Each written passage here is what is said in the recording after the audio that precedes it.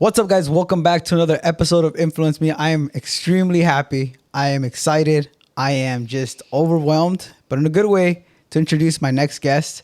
This guy has been a reason why I have 3 kids. You know, I'm not gonna lie. You know, he's made some good music, and you guys know him by the title. With us today, we got MC Magic in the motherfucking house.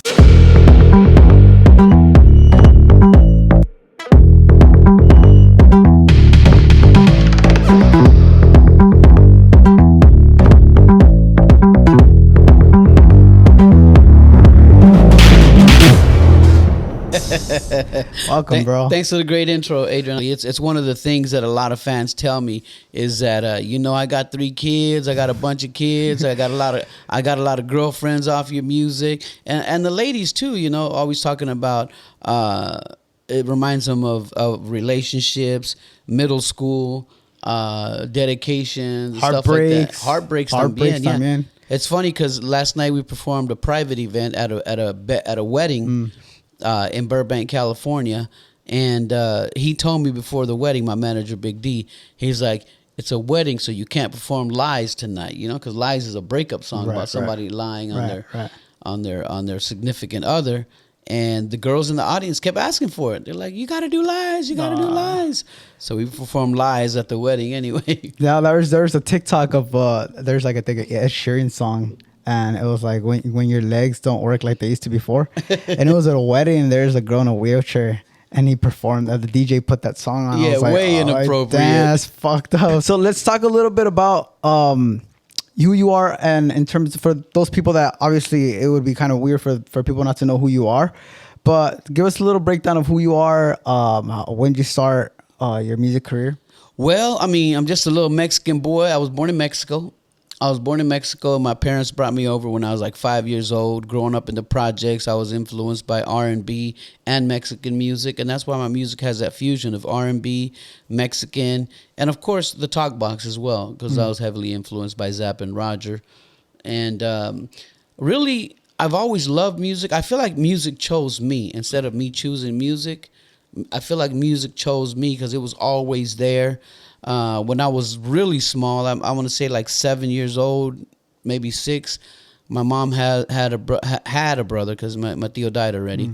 My mom had a brother named Antonio, and my tío Toño, he played in a band, and so in his room, you know, Mexicans, the tío lives here. Yeah. In his room of the house, he had his keyboard set up, and I always wanted to touch his keyboards. But he would say, "Pinche chamaco, vete para allá," and I just could never touch his keyboards.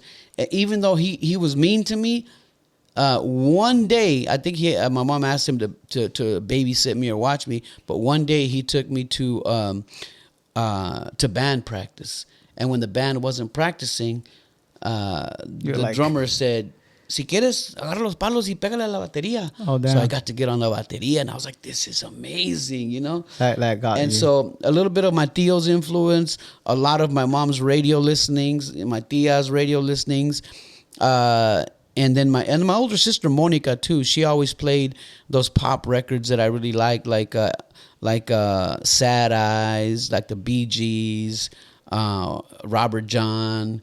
So you do R&B.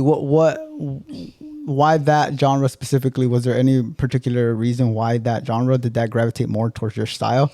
And that era was more like hip hop, right? R&B was a little. To be honest with you, I was influenced by music before hip hop was a thing. You know, a lot of people, especially today's younger audience, don't remember a world without rap, but I do. You know, when I was little, there was no hip hop. It wasn't until like I want to say 89 that hip hop became a thing. You weren't even born yet, you know. No. and around then is when I first heard Rapper's Delight. That was the first rap I ever heard. I said a hip hop, the hibbit to the hibbit, the hip hip, a hop, but you don't stop. And so that's when hip hop started. And it wasn't called hip hop in the beginning. It was just rap. Yeah. And later it evolved into being called hip hop. And so I was influenced by music even before that, because Juan Gabriel was influencing me before that. You know, music from like Jose, from the Bee Gees, Saturday Night Fever. Have you ever heard of Saturday Night Fever? Yeah, of course. Saturday Night Fever influenced me way before I even heard of hip hop. You know, what's his name? Who's the actor on Saturday Night Fever? I say Elton John, but it's John Travolta. Yeah, John Travolta. Yeah, John Travolta's music was influencing me even before then. I remember my sister played this record a lot. Holding hands, stolen through the park, sweet memories, all torn apart. That song, we still bang it to this day. You ever heard that? No, I haven't heard that. That's called I Had a Choice by the group Sun. To me, that was music before I even heard of hip hop. So you talked a little bit of Juan Gabriel. Obviously, you're Latino, Mexican. Was there any particular moment where you're like, you know what, I want to do a all Spanish that style record instead of, or not instead, but besides what you were doing in terms of like R&B? No, not really. I never thought that I need to go 100% Spanish. If the song I'm working on calls for more Spanish, because again, the music chose me. I didn't choose the music. If that's the most organic way to do it, nena de los labios y los ojos que me están volviendo loco, quiero acercarme a tu lado y platicar un poco. That's just organically how it comes out. Yeah. Because I'm 100% Spanish and I'm 100% English. The reason why I asked, because I just seen that like a couple months ago, you came out with the Terrícolas. Los Terrícolas. Los Terrícolas. Mm-hmm. That's like old school. My mom, my family would listen to them. Los Temerarios and that genre. Yeah. How's that collab? How'd that come about? It's amazing. A lot of the people that I meet today, including you, says I grew up to your music, bro. You've influenced my family, my sister. Well, that's what he was to me. That's what Nestor Daniel was to me when I was a kid, and my tías were cleaning the house. They were playing "Vivirás en el recuerdo," and that was the music that was touching me and making me go, "Oh my God, I'm in love!" But I'm only 8 years old. Who am I in love with? You know what I'm saying? Right. And that emotion, it transcends. And so when I met him, I was fanboying, and I wanted to meet him, and I wanted to talk to him, and we became good friends very quickly, to the point where I asked him if he wanted to release more music, and he did. And so we just signed him to Nasty Boy Records. Wow. Yeah. Full circle for you. Yeah, full circle, amazing. That's one of the things that I've been seeing, that like for the Temerarios, or who was it? Yeah, the Temerarios that came back. Yeah, Los Bukis. The tour they did. The tour that they did, that was like really impactful for a lot of like young cats like us and our parents and stuff. Mm-hmm. I mean, you're basically, I would say, going towards that route in terms of like relevancy, because people that are my age, or people that are even like my kids, like they fuck with your shit too. Like how does that feel, knowing that you still have an impact on this generation, and you're just, every generation, your music and your legacy continues, It really fills my heart, because when I was first struggling in the music industry, when I was first writing these songs like Pretty Girl and So Fly and Lost in Love and Notice Me and Forever, Crazy for You, I didn't know they were going to become classics, because they're classics now, I just wanted them to someone to like them. And something that I did is I just put my heart into it. I wasn't trying to be the next MC Hammer, the next whatever was hot at the time. What was your dream? When you first started playing the keyboards, what was the first instrument? Was it the keyboards that you actually learned how to play? But what was your dream? What did you see yourself like? You know what? I want to get to this level. I want this for my career. What was that like? Well, I'm not musically inclined, and I'll tell you that because I can't play. I can't sit at the piano and play. I can't pick up a guitar and play.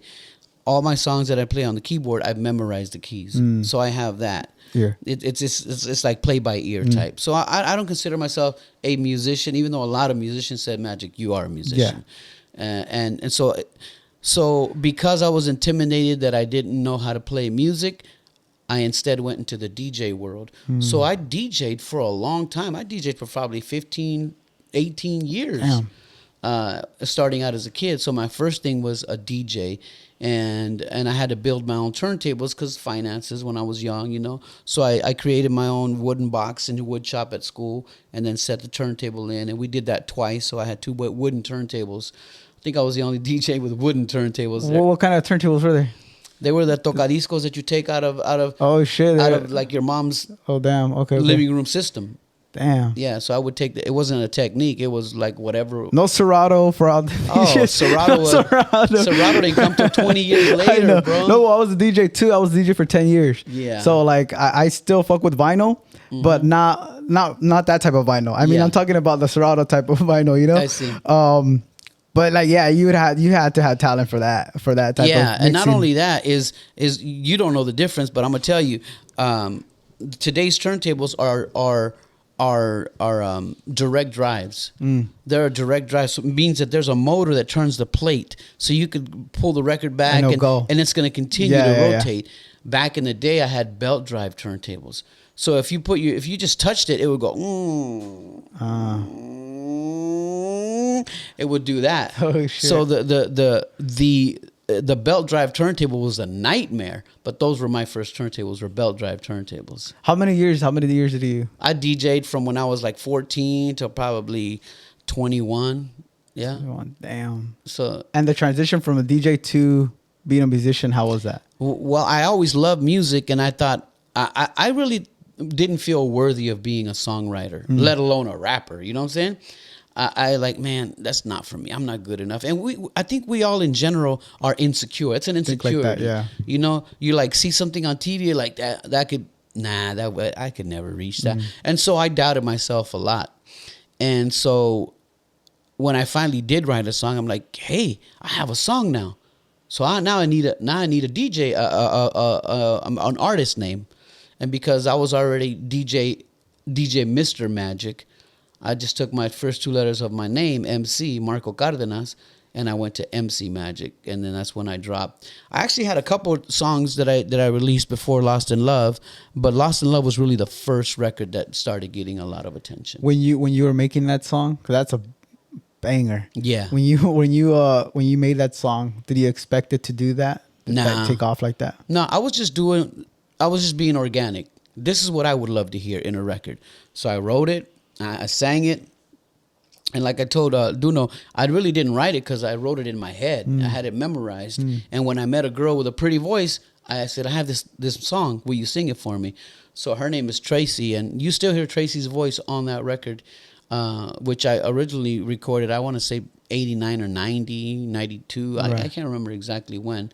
But it was around that era when I wrote it. So for those young producers, those young inspiring artists that are trying to become, how was your introduction to recording? How did you record that song? Did you go to a studio? Because there's a lot of I feel opportunities right now that a lot of artists have, and sometimes it sucks to say, but they make excuses to like, oh, I don't have a record label, or I don't have someone that records, But there is a lot of creative people and hungry people that no matter what, they're gonna do it. They're gonna find a way to make sure that they get their music out there. They're creative. There's that laptops. There's GarageBand and like just the simple stuff, but they get it done. How difficult was it for you? Did you have the apoyo, from people? As soon as I know that I want something, I focus on it and I make it happen. Like when I wanted to be a DJ, I didn't have money for turntables. I didn't have money for speakers. So I built them. And so as soon as I knew I wanted to start recording, I bought myself recording equipment. I went and bought a Mackie 12-channel mixer. And back in the day, we weren't using computers. I was recording to a hard disk, like a VCR tape called an ADAT. And the ADAT had 8 channels. And so I put in the ADAT, rewind it all the way, and record the music on 2 channels or whatever, and then vocals on 8. If I had to add a guitar, I'd have to leave a blank track so that I could bounce it back to 2 and then keep recording more tracks. Damn. And that wasn't like go to the beginning and start again. It's like zzz, yeah. Okay, now we record. So recording on tape is a lot more difficult. Initially, I recorded in my house. I set up my own little recording studio. I learned how to be an engineer, learned about equalization, but I'm self-taught. And there was no YouTube back then, so I couldn't pull up a tutorial either, And so I really taught myself how to record. Later, when I told myself I need better recording quality, and I went to a recording studio. I had met friends in Arizona, like Dave Knauer, like Aztec Studios, like Mr. IROC Loke. All these people had recording studios. So I experienced a lot, but I've always found that I got the best results when I did it all myself. That's crazy. And the reason why I wanted you to explain that, because again, there is those kids out there, and like you're saying, determination and having hard work ethic, and making sure that they see it, they at least try. Like when you want something, the most of the things that stop you are your fears, and sometimes insecurities, like you were bringing up earlier. Yeah. So I started making music back in 1990, and in 1990 is when I opened up my own record company. I established Nasty Boy Records because I would send demo tapes out to the big companies, to Atlantic, to Universal, and nobody ever replied. No one ever replied. I'm like, they just ignore demo tapes, because I wanted to get signed like all artists do, right? And it's like, forget them fools. I'll create my own record company. And so back then, the most influential record company was Bad Boy. They had, Puff Daddy, Mace, Ian later, Notorious Big. And so they were called Bad Boy, and I was working at the swap meet at the time. And I was walking through the swap meet, and I saw a black leather hat. They had a medal here that said Nasty Boy. I said, Nasty Boy is even harder than Bad Boy, so I'm going to be Nasty Boy Records. And that's where it all started. Nasty Boy, that little hat gave me the inspiration. So that was in 1990. I didn't work with Roger Troutman until 1996. Roger Troutman is the founder and leader of Zapp. The creator of Zapp. Yeah. Zapp and Roger. Yeah. I got to work with Roger in 96, a song called Down for Yours. So we recorded that song, and I released it in 97. Exploded. I'm talking, it became a hit like instantly. And so we dropped Down for Yours, and I kept working with Roger. I have other records that I recorded him, even some that are never released, that I've never released. We did a song with True Breed called Superstar. Roger did the talk box on that. And then 2 years after I met him, he died. He died in May of 1999. And which is the same year Tupac died, I think. Yeah.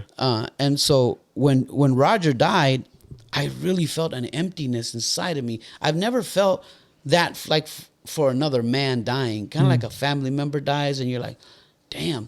So when Roger died, I was like, shh. It hit you. I can never have Talkbox on another record. And that thought alone, it kind of blew my mind. I was like, I can never feature, he's dead. Yeah.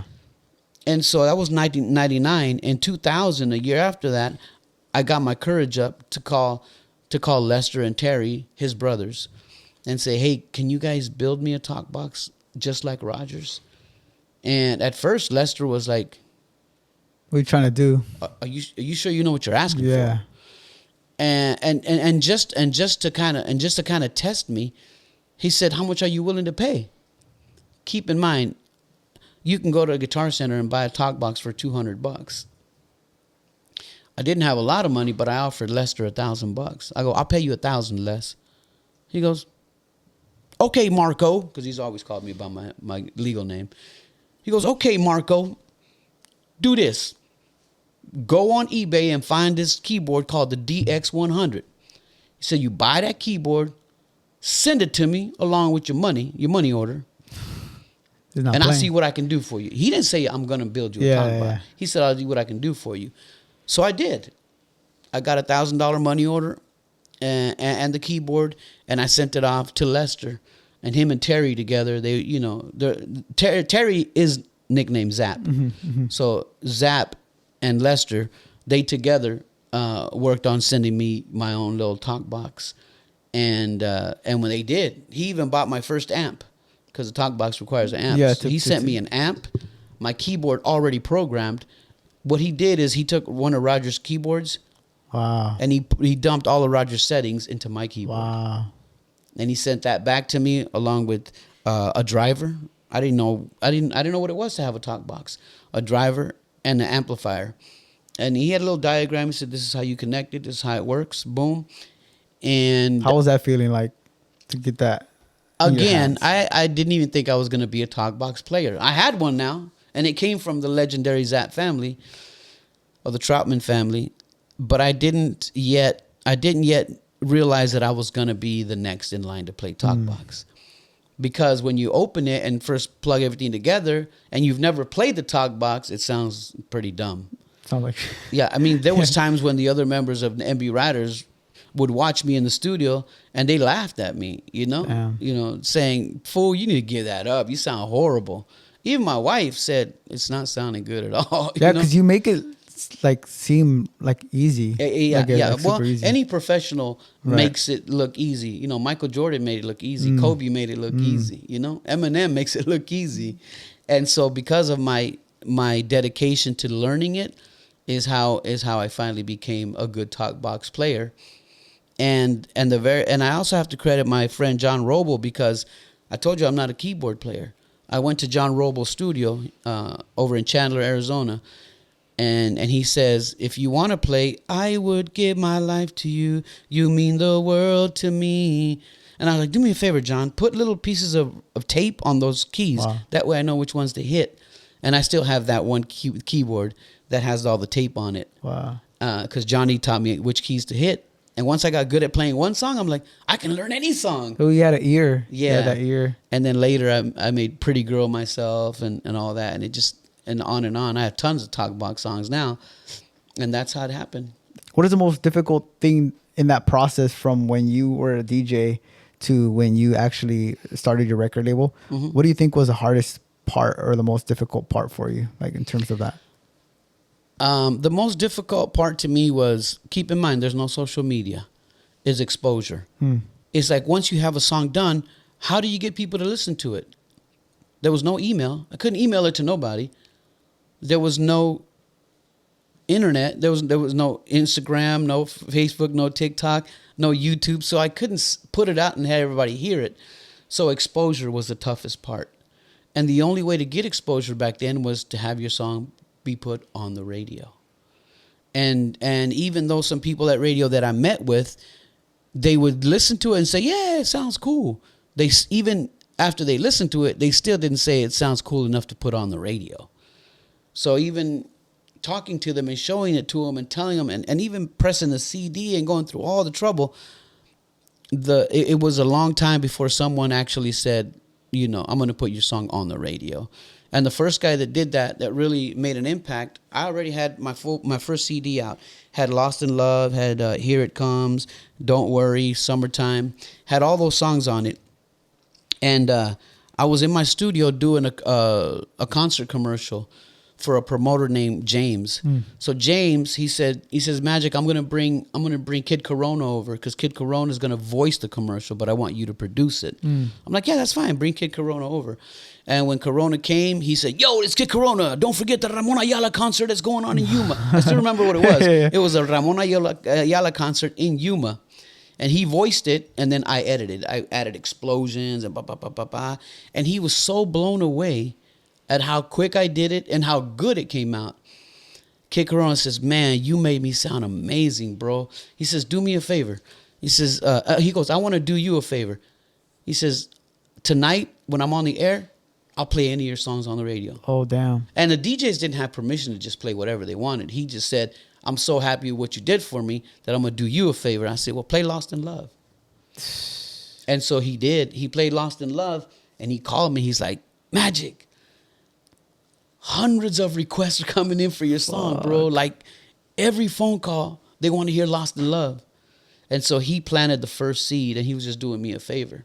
I mean, but that was because of your work. Everything that you were doing, all the hustle, all the work you're putting into producing, or at the time, getting familiar with that producing side, paid off. It did. And again, that's a great point, and that's a great example of, it might not show in the beginning the amount of work you're putting, and it might get to a point where you're like, shit, like I keep on trying, and I see nothing. But eventually there's going to be a time where you're actually going to see that. We also live in a society where it's instant gratification. Girls put up a post and they don't get the 100 likes. They'll take it down. And then they'll show more cleavage, and the next one will get 100 likes. So they want everything now. And we live in that society right now. We live in that society that everybody wants things now. So it's hard to imagine that you're going to do some work and maybe in 2 weeks, maybe in 2 months, maybe in a year, the benefits will come back. And so that's what it is. But I always say I plant seeds every day. I plant seeds every day. Being here with you is planting the seed because someone is going to see this and it's going to create another opportunity. Well, I appreciate you being here, bro. Yeah. Like, honestly, like, I know, like, you just tell them where you came from. Where'd you, like, you flew in from Hawaii? Yeah. 2 weeks ago, me and the whole family, a group of 30, we flew to Hawaii for our family vacation. And so Saturday at 8 in the morning, I got on a plane in Hawaii. It's a 5.5 hour flight. My manager picked me up at LAX, and we had a couple hours to get ready, shower, and change. And I went to perform at a private wedding in Burbank. Shout out to Karen and Christian. They're the ones that got married. Beautiful wedding. It was a private event. So, got a little bit of sleep, woke up this morning. And now here we are. Yeah, here we go again. So, and I'm going from here to a political rally for the woman that's running for mayor of Inglewood. The hustle don't stop. The hustle don't stop. It doesn't stop. But I will fly home today because my wife is a little sick and she needs me to be home. It said, "Ain't no lie. Our family MC Magic is the truth. We love you. We love you and gracias for everything." That's Zapp. That's crazy. These are the guys that gave me my talk box. And they just posted that? They just reposted me. They reposted me, How's that feeling? How's that? That's a full circle for sure. That's full circle for sure because Zapp, the greats, handed me a talk box, and then I learned how to use it. Then I learned how to make songs. Fast forward to now, we're on concerts together. You were like family. It's hugs. The other day we were on a cruise ship together. We were performing on the old school cruise in the Pacific Ocean, and their driver broke. Their driver wouldn't work, and he came over and asked Big D. He said, we need to borrow Magic's driver. Damn. So I helped them. Fuck. So it's full circle.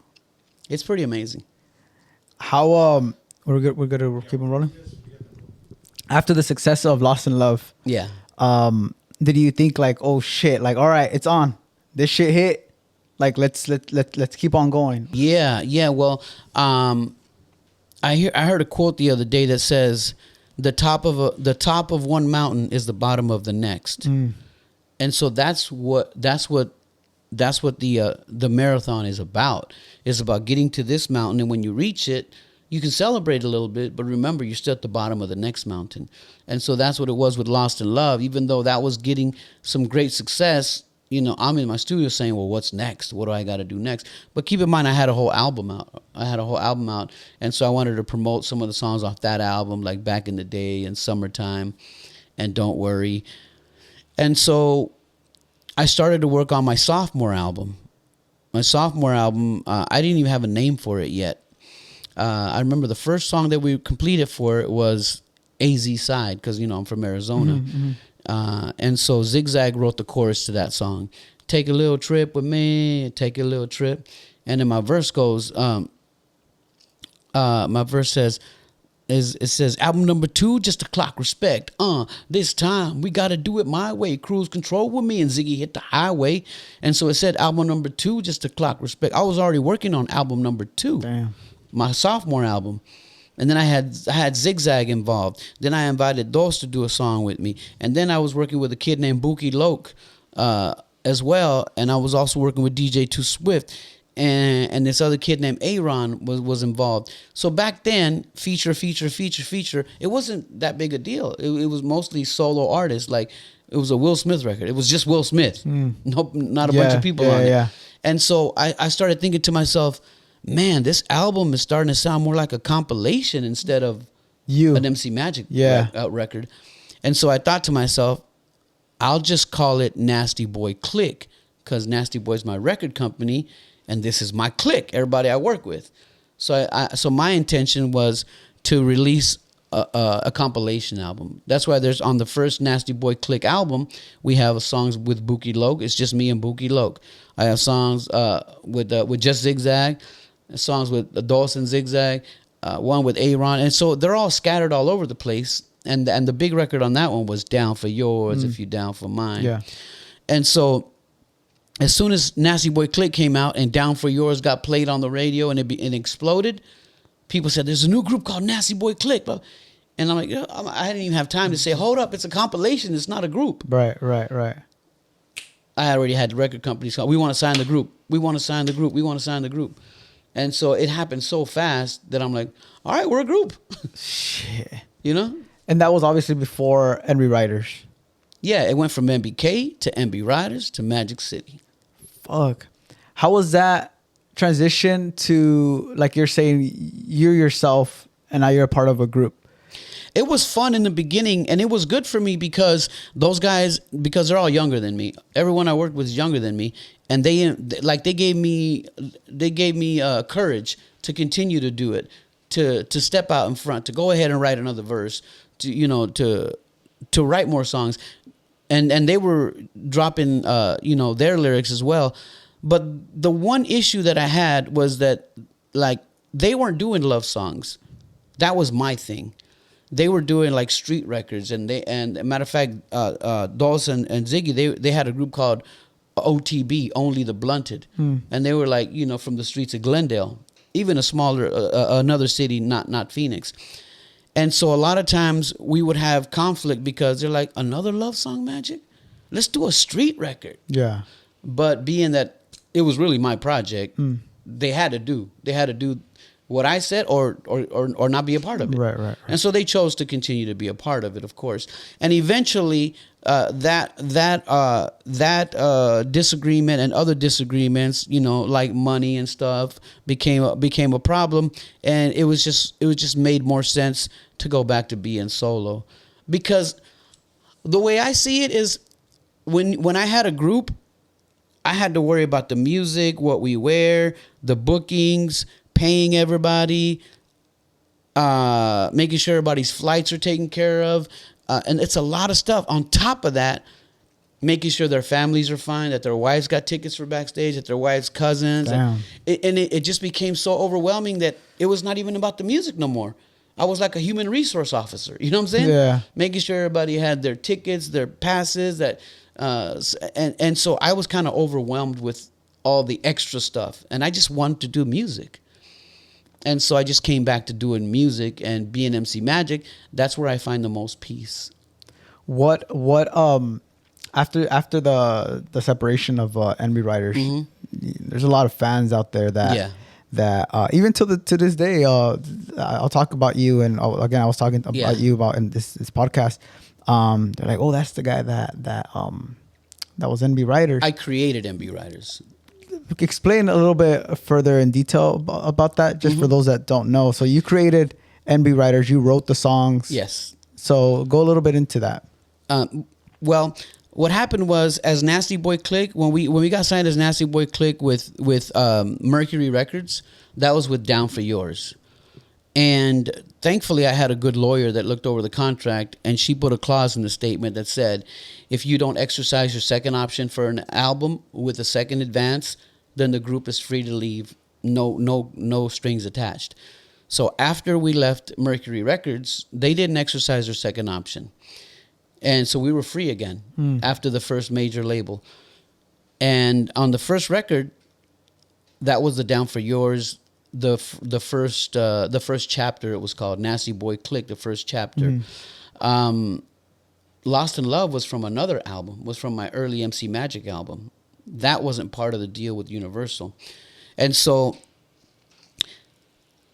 we broke up as a group. It was already starting to be headaches, and we broke up as a group. But before that, a guy at a local radio station named Rick Thomas, he said, Magic, do you have any other records that sound kind of like Down for Yours? He says, because I listened to the whole album, and like there's not a lot of love songs on it. And this is what the people like, this love record. And I'm like, yeah, I got this record called Lost in Love. So he started playing Lost in Love, and all of a sudden, now Lost in Love was already an old record, but it hadn't been played on the airways in Phoenix. It was played in Tucson. And so it became a big bubbler again. And because of that new hype, a label called Upstairs Records from San Jose, a small label, no longer Universal, a small label. They heard Lost in Love, and they're like, we want to sign this. We want to sign Nasty Boy Click with Lost in Love. And when I was talking to John, I'm like, well, Lost in Love is not a Nasty Boy Click song. It's an MC Magic song. He goes, yeah, but I like the name Nasty Boy Click. I go, yeah, but the group broke up already. And he's like, well, get them back together. Come on, I'll put some money in your pocket. Let's make it happen. And so, when you're first early in the game, even if you get $100,000 check, for some reason, when you don't have experience working with money, it runs out. It runs out. You spend on this, you spend on that. I remember one time I went to buy everybody a hockey jersey that said Nasty Boy Click. Just everybody's hockey jersey was $20,000. Fuck. You know what I'm saying?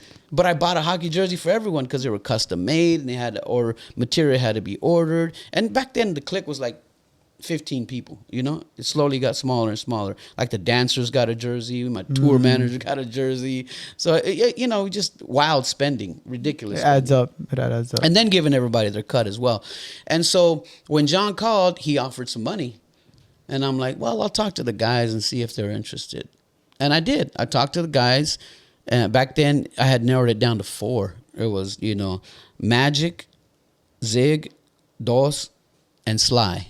Sly is the youngest member of the group. He was 16 when we signed him. Damn. And the third verse on Down for Yours. What you want, Goldilocks? Money can't buy. So it was down to four guys.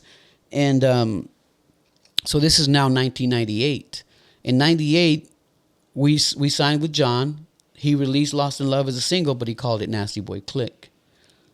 And so, again, things started getting, we had success with it. We 1998, getting to 99, it started to get more problems. And, people are not happy. They're saying, Magic, why are you getting more money than us? Right. And so I'm like, yo, this is my project, guys. It's my, and this is from the tour money. Because the label wasn't really paying us. Right. And so the label, I told John, I was like, Upstairs Records, I was John, I'm not happy here. I don't like the situation. You can keep the guys, just release me from a contract. And John said, you're free to go, Magic, but the name's not yours anymore. Nasty Boy Click is not yours. We own it, on the contract.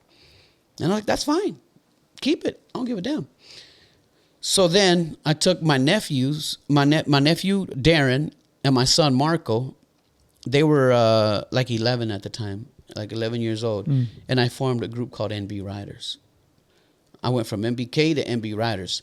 The other members of the group, all 3 of them were still with Upstairs Records. They stayed over there. They didn't ride with me. They stayed with them.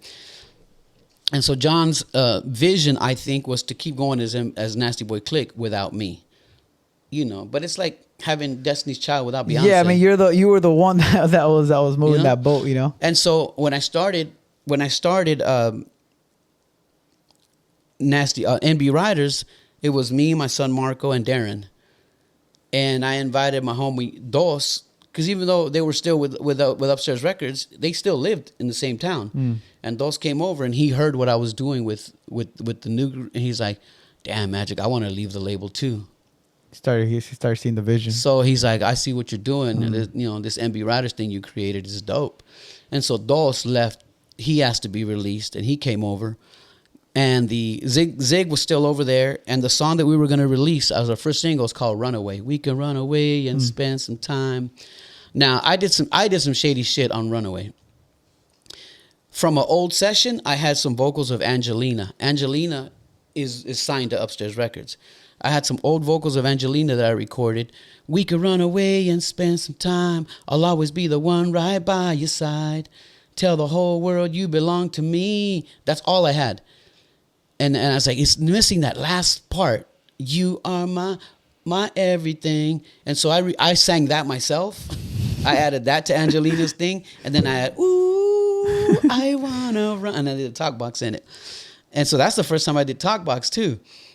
And when I put the record together, Zigzag was signed to Upstairs, so I paid him to do a verse for me. I'm like, I'll pay you to do a verse, but you got to sign an agreement that says I paid you to do it. Damn. That way, when I release the record, if they have a problem with it, boom, Yeah, he got paid. Yeah. And we had a release. And he did. We paid him, and so I released that, but I didn't get a release for Angelina's vocals. And I said, I'm not going to tell him it's Angelina. You're like, I'm going to just keep it. So I put vocals by Veronica Garcia on there. And when John heard it on the radio, because now by this time I had relationships at radio, and they heard it and like, yeah, we'll put it right on. Again, it became an instant hit. And John called me. He's like, Magic, what's this MB Riders thing you got going on?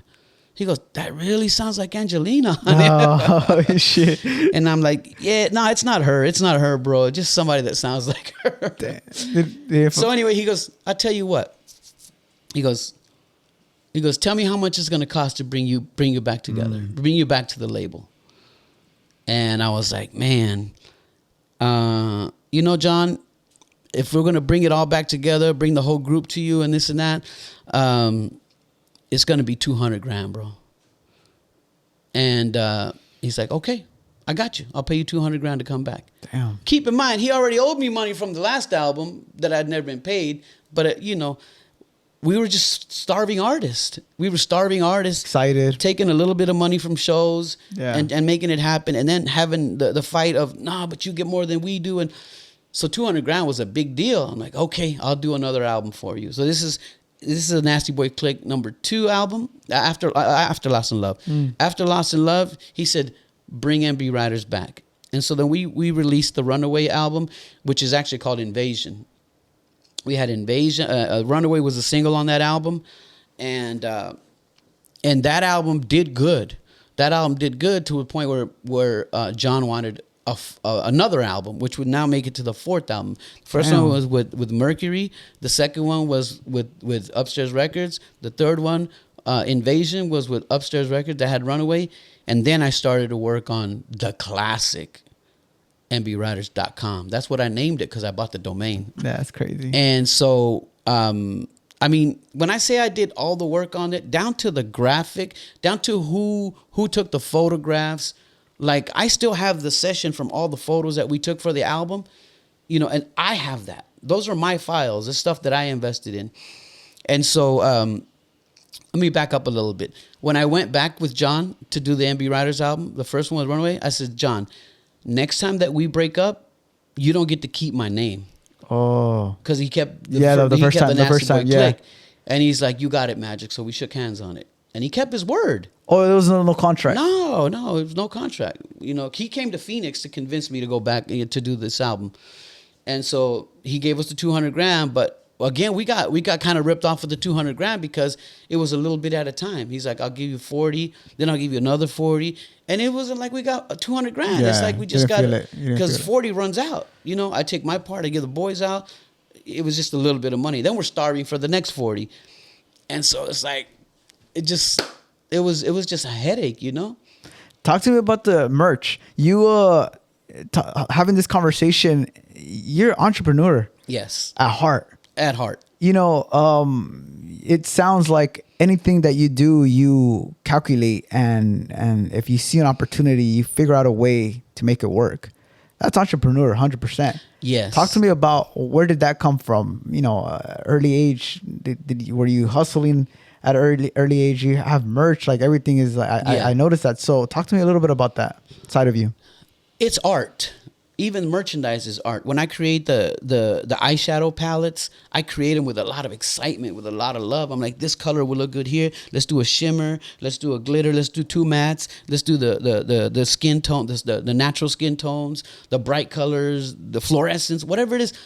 That's the makeup line, And then we have T-shirts and hoodies and all that. But creating all that stuff is like creating a song because eventually your fans gonna fall in love with it. Just like they fall in love with, the music. And so the merchandise is an extension of the song, an extension of the artistry. And so the fans fall in love with it. Like we have the diamond crystal cups, we ordered those and they blew out. They just completely sold out because the fans love those mugs so much. Kind of like the Starbucks type mugs with all the diamonds on it, or I should say rhinestones. Diamonds. Yeah, right? We call it the diamond cup, the diamond tumbler. And so doing that, it's fun because you get to create another piece of art, just like creating a song, just like creating a music video. Merchandise is also something fun that they get to keep. You know, when you go to see your favorite group, at least a T-shirt is like a memory of it. Yeah. But if you give them more, then it works more. Now, merchandising has become something that I really have evolved into, to the point where this Christmas I'm going to be dropping some new merchandise. I have a little baby backpack that we call the baby icon. Mm-hmm. And the baby icon, it actually represents that little feeling that everybody has, that one day they're going to be a big icon. That's the baby icon inside of you. And that's what I named. It's like the dream, you know? Right. Like I have the shirt say dream big. And so the baby icon is a baby backpack. It's a small backpack that's going to be my first luxury bag that I release. And can I say that You've seen it already. We've seen it already, and it's nice. It's really nice. Like we're working on it, and the quality. Yeah. It's. I think everyone's gonna really fuck with this backpack. I'm excited about it because it's gonna be a limited edition. When we drop it, you're either gonna get it or it's gonna run out. And the baby icon, there's only gonna be one print. One line before we go to the next product, and it's going to be a limited edition. Do you have dates or? I don't have dates. Yes, I just know that Christmas 2022 is the season when we're going to drop it. Wow, you guys heard it. Yeah. Let's talk a little bit about social media. Before, how's it changed for you from going door to door and record labels and networking in person to now uploading a tweet to now uploading a post? How's that change been for you? I was dreaming of social media before it actually happened. And let me tell you what I used to think. I used to think, if there's a way that I can get my music directly to my fans without having to beg radio to play it, without having to pay promoters, because there was also a thing called indies. These indies were independent promoters that would get on the phone and call radio stations. Hey, we have the new MC Magic record. You want to play it in Palm Springs? Okay. Hey, Bakersfield, what's up? It's your boy, El Güero. Do you want to play the... And you paid them to do that. Right. And so it was a pain in the ass that you had to go through a gatekeeper so that your fans can hear the music. And I'm like, man, if there was a way that we can directly go to fans. And then YouTube came out. YouTube came out and you go directly to the fans. And then when YouTube started, expanding and growing again, and then social media, obviously we had MySpace at the time too. But MySpace was like the entry level to social media, But I had MySpace and I had it on. I think it was like your top. My top 8. Yeah, that's what I mean. That's where we first stumbled on your music. Yes, was MySpace. And let me tell you something. By this time, MySpace and Facebook was already starting to get popular. And I didn't want to go to Facebook because I already had 1 million followers on MySpace. I'm like, why start all over on this thing called Facebook? I already have 1 million followers here on MySpace, and I'm doing good. Like, my songs are getting millions and millions and millions of plays. And so one of my fans named Yaritza, from Santa Ana, actually, we call her Yarichula. She said, I'll tell you what, I'm gonna create your Facebook page, and I'll handle it and give you access to your own page. Yeah. I'm like, yeah, fine, go ahead and do it. He calls her Madam President because she became the president of MC Magic. You guys still today? Oh yeah. Oh damn. We still talk to Yadi Chula, and I mean she's older now and she's got a baby and all this and that. But she's the one that started my Facebook page, which today has 1.5 million followers, and after she proved to me that you have to go to the new platforms, then I was proactive too. One time my son came over to visit us for Christmas, and he's like, "Pops, there's this new social media called Instagram. You got to get on it. And I'm like, okay. So I jumped on Instagram like in 2012 or 2013, around there. And TikTok. Yeah, and then it's crazy because since I've had Instagram, I'm like at 415,000 on Instagram. But in just like 3 months, my TikTok has already reached 400,000. But you're putting in the work, bro. I see your lives. Yeah. You are always on. I'm always on TikTok, and I'll see that. I go, damn, this motherfuckers. It's late, bro. It's like 11 o'clock at night, and you're like on live, sending shout outs, singing songs with your fans. What do your fans mean to you at this moment? At this moment in time, like obviously you're saying like you're coming from a long journey of success. They've been with you since the get go. Since the get go, and we get new fans too. We get new fans because just like my mom influenced me with music. My fans that are in their 20s and 30s, they play the music and their kids start loving it. So I get tons of videos of little girls singing, "Girl, I love you more than anything." And so to me, giving back to them is giving them a little shout out to be on TikTok and make myself accessible. I have a phone line that people can call. I see. And my phone line is tapped into my live setup. And so I can take phone calls live and people hear themselves. And sometimes they get so excited, they choke, They're like, "Oh my God, I can't believe I'm live with you." And that's exciting for me. But when you do what you love, it's not work. And so if it's 11 o'clock at night and I'm still live on TikTok, it's because that's my work, but the work that I love to do, And when I'm home, I have lots of different work. I have dogs to take care of. I have to, look after my wife, spend time with the kids. We do our own concert booking, so we're constantly talking to venues, setting up flyers, ordering promos, and it's just a lot of work. And so sometimes I can't go live until it's 10 o'clock at night. Go take another shower and go live. Talking about a lot of work. Every entrepreneur, every businessman, every person that hustles and works and has a dream and quiere sacar a su familia adelante. There's some sacrifices that we have to make. Yeah. What has been the biggest sacrifices that you had to face or had to make in your career? Yeah, I think the biggest sacrifices that I've had to make is being away from the family. Now my youngest works with me, and so when I leave the house, I have to leave part of the family there, and sometimes I'm gone for a week at a time, sometimes 2 weeks. Clear across the country. And, the person that you love most, you want to share a lot with them, which is the way it should be. Yeah. And sometimes I'm in New York City enjoying this, and I've got to share it with my wife over FaceTime. And I think just being apart from her is probably the biggest sacrifice because she's the one that gave up her entire life to be a mom, to be my supporter, to be right there for me and everything I need. And so just that, if I could take her everywhere, that would be cool.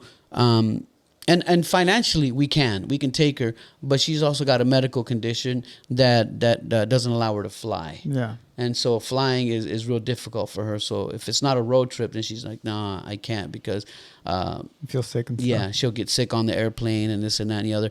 So that's the biggest sacrifice, I think, is having to experience a lot of the fun without her.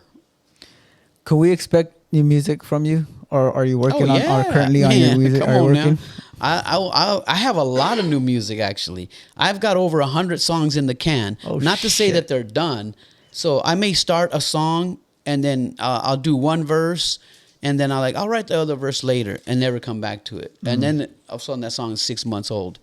Then I want to start a fresh one. And so it's real important. I procrastinate.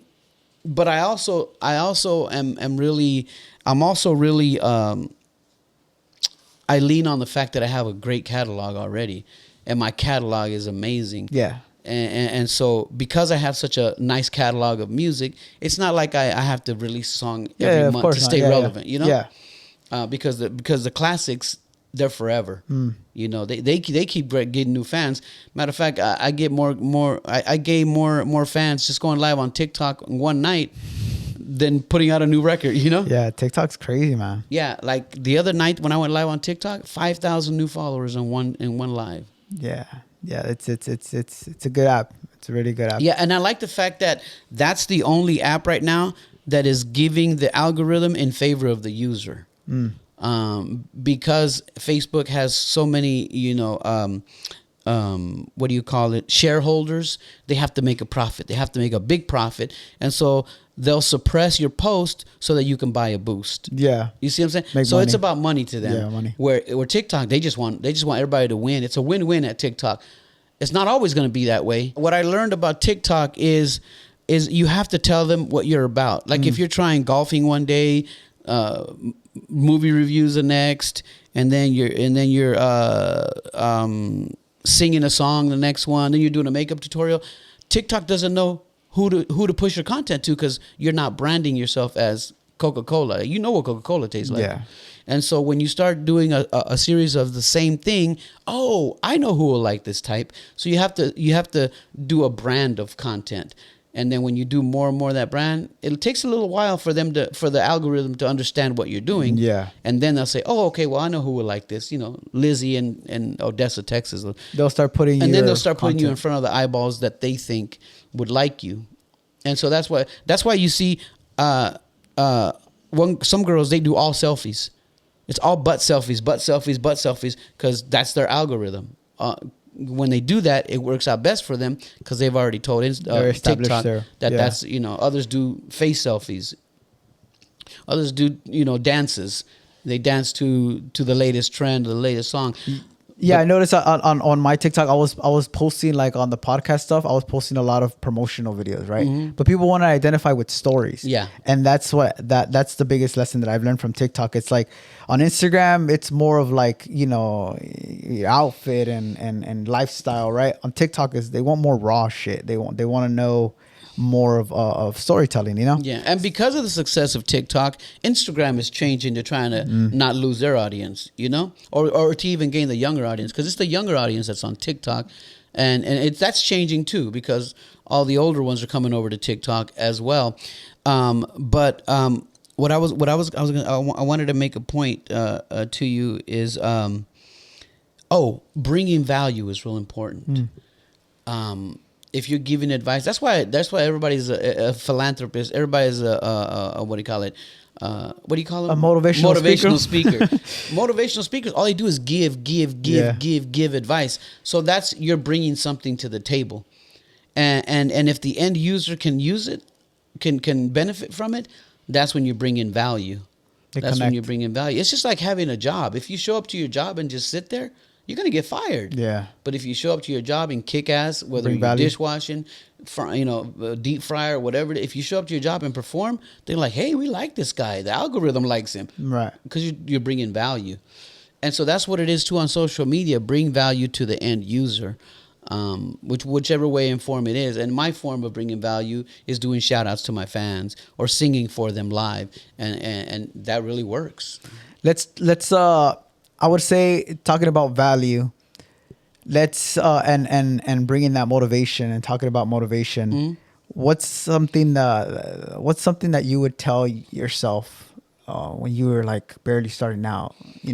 If you can go back and tell yourself something, what would that be when you're like barely starting to record, not knowing that where your career was going to take off, not knowing any of that, just you right now, if like that kid that was in the in the studio or in your room about to record it, not knowing if it's going to work out or not, struggling with money, whatever it is you're going through, what's something that you would tell that? Well, I don't believe in coulda, woulda, shoulda. Whatever happened, make the best of it. If we have a car accident, I'm not going to get out and be like, oh my God, it's your fault. I'm like, hey, it happened. Right. How can we make it better? Right. So it's always about moving forward. But if I could, and I did try, but there was no internet. Learn more about your business. Like if I knew more of what a master is, what publishing is, what writer share is, what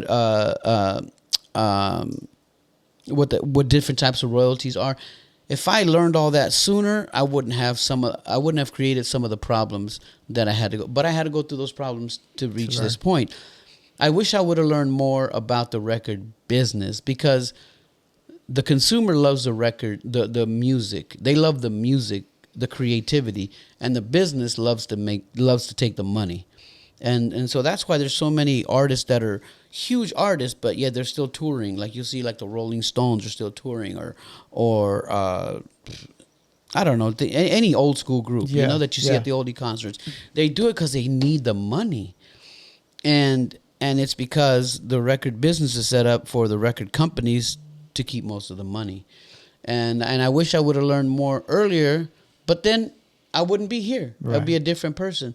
So the struggles have made me strong. And so it's hard to say in hindsight, you know? Right. In hindsight, because everything happens for a reason. You learn from every negative situation. Even all the people that I work with, I love them all for what they've done, what they've brought to the table, the confidence that they've given me. Because as a young rapper, I was losing confidence too. I was like, I don't know if this is really going to work, because even though I was doing good with Lost in Love, it was nothing compared to what Will Smith is doing. Yeah. And I always compare myself to the greats. That's what you're striving for. I mean, to be the best. And so I'm very happy where I am right now, but I have bigger plans as well, because you know, I'm at the bottom of the next hill. Right. You're still hustling, and we see that, man.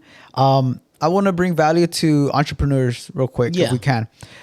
Because again, like I said before, you're like you're like the definition of fucking grinding, you know?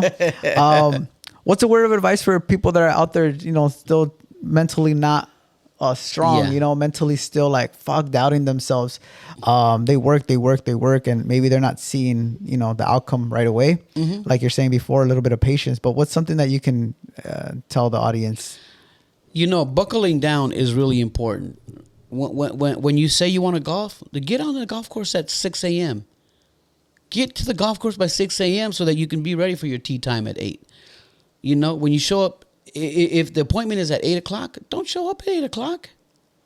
Get there early, at least 30 minutes early, and even that's kind of late. And if you're really about it, be about it. You know, I saw this post, and I even reposted it on my story today, that said, a lot of you people say you want to be successful, but you want to party on Thursday, you want to party on Friday, you want to party on Saturday and Sunday, and then show up late to work on Monday. Well, everybody that was really serious is already ahead of you. Yeah. And so if you're really about it, be about it. Be about it. One more thing that I want to add, and this is for my young kids. Early in life, my mom told me, si haces eso, te van a meter a la cárcel. And, you know, so I made, because my mom kind of not threatened me, but warned me that there was bad things there. Because she was a single mom, I wanted to make life easy for her. I've never been high or drunk a day in my life. And I've seen through family members and friends and all that when you give too much to any vice, it actually blurs your possibility of your career going anywhere. So if you get too much into drinking or into smoking, into whatever it is that the vice may be, don't create more obstacles for yourself. Life has already got obstacles. All that other stuff is just obstacles. Yeah. And here's another thing: if you take the wrong drug, you could die. Yeah. Or if you take something that doesn't kill you, it could make you an addict, and you really ain't got no career or no dream. So I've been able to deter all the other obstacles so that I can just focus on what I love: music, merchandising, fans, and concerts. That's really my life: family, music, merchandising, fans, and concerts. And above all that, God. If only one little kid, little boy, little girl sees this and it reaches their mind, I've changed a life. Come on, bro. That's a lot. Yeah. You know? That's crazy. Well, I appreciate you being here, bro. It really does mean a lot. Yes. Honestly, it's a full circle for me, just like how it was a full circle for you. Well, and I want to congratulate you too, because I wouldn't be here if you didn't do a good job when I met you at Alanize. If you didn't do a good job when I hired you to do J-Rock's photo shoot. If you didn't do a good job when I hired you to do, the baby icon photos.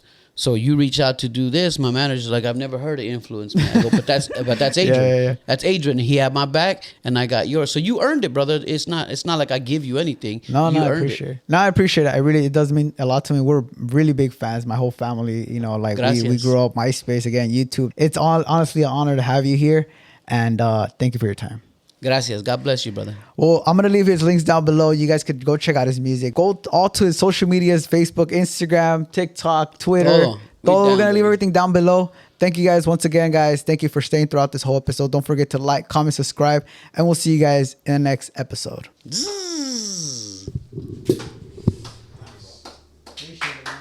Gracias.